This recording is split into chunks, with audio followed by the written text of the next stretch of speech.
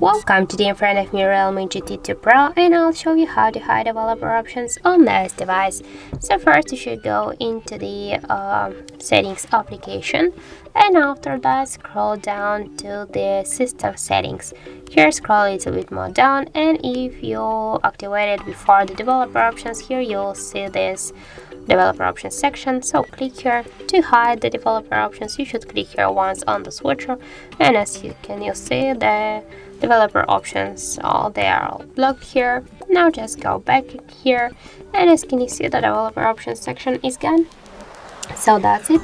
Thank you for watching, and if you find this video helpful, don't forget to leave a like, comment and to subscribe our channel.